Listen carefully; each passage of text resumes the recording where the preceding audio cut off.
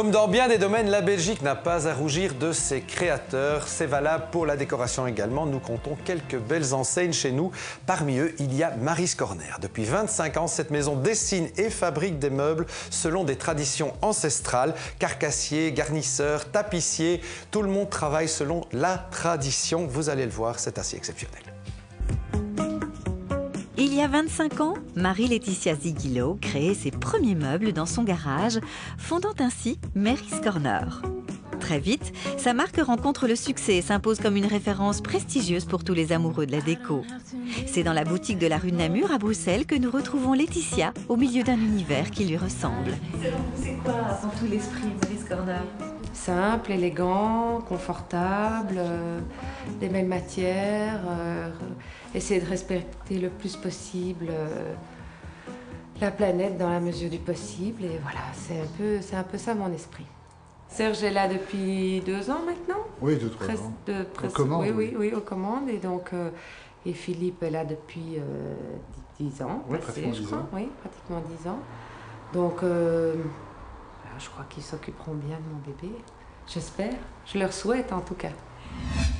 Aujourd'hui, Laetitia, la fondatrice, a passé la main. Dorénavant, c'est Philippe Van Emelen et Serge Silber qui tiennent les rênes de la société. Entouré d'une vingtaine de personnes, c'est ici, dans les bureaux de Wavre, que sont imaginées les nouvelles créations. Et parmi les 200 modèles déjà référenciés, certaines pièces sont devenues emblématiques de la maison. Alors là, on est vraiment devant le modèle iconique. Effectivement, c'est donc la Jackson qui fait partie d'une famille de 4 modèles avec la Niston et la Jack F. On a voulu donner des formes plus arrondies. C'est des modèles qu'on a dans la collection depuis un certain temps et qui sont devenus non seulement des top-sellers, mais en plus de ça, des modèles iconiques de Mary's Corner. Pas étonnant que les architectes fassent appel à eux pour aménager des projets aux 4 coins du monde. En Belgique, un projet qui tenait énormément à cœur et que les gens connaîtront sûrement, c'est restaurant Bonbon. Donc on a fait tout l'aménagement. À l'étranger, il y a eu le Lana à Courchevel, également l'hôtel Cran à Crans-Montana. On a fait un très beau projet également à Hambourg qui s'appelle l'hôtel de George. Les maîtres mots de cette réussite sont l'exigence et le savoir-faire. Pour mieux comprendre, direction Saragosse, en Espagne, car ce n'est pas un hasard si les meubles sont fabriqués ici. C'est une région dans laquelle il y a un vrai savoir-faire au niveau du garnissage traditionnel. C'est une région du meuble d'une manière générale, mais au niveau du garnissage, on est vraiment ici à Saragosse dans le cœur même du savoir-faire du garnissage traditionnel. Le processus, c'est combien d'étapes, je dirais, pour un fauteuil, plus ou moins? C'est une fabrication artisanale, il y en a beaucoup. Ça part de la création de la carcasse, développement de la carcasse, ça va jusqu'à la finition. On a, je dirais, une bonne vingtaine d'étapes avant que le fauteuil soit terminé.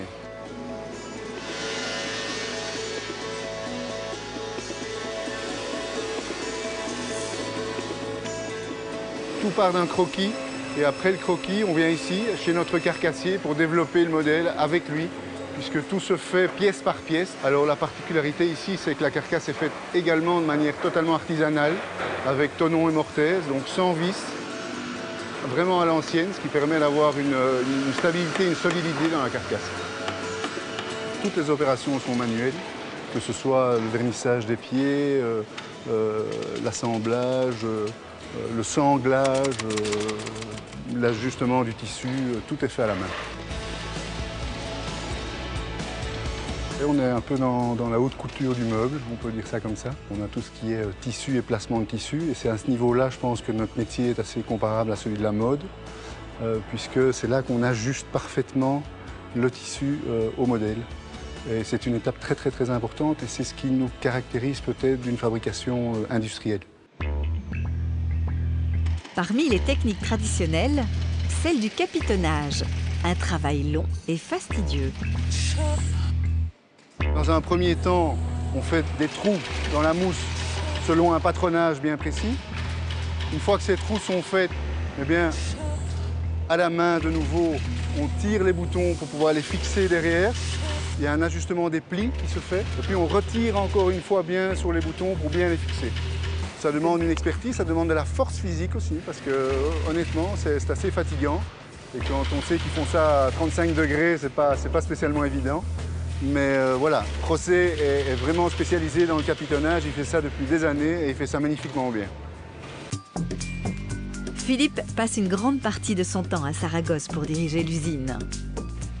Quant à Serge, il le rejoint régulièrement pour tester les nouvelles créations. Un duo qui se complète bien. C'est l'aboutissement de tout ce qu'on a préparé. Et voir le premier proto, il y a un côté excitant. Et puis, il y a quand même la possibilité aussi de le rectifier directement sur place, ce qui permettra aussi de probablement peut-être encore voir le deuxième proto avant notre retour en Belgique et de pouvoir éventuellement le valider. Ça, ce serait magnifique. C'est toujours très agréable de voir la conception, le design à Wavre, et puis de voir réellement comment ça se passe ici. Enfin, de pouvoir le présenter en tout cas à Serge qui vient nous rejoindre. Retour en Belgique avec une nouvelle collaboration autour d'un projet ambitieux sur l'hippodrome de Sterrebeek, de golf, un futur hôtel 5 étoiles et plus de 200 logements sont attendus.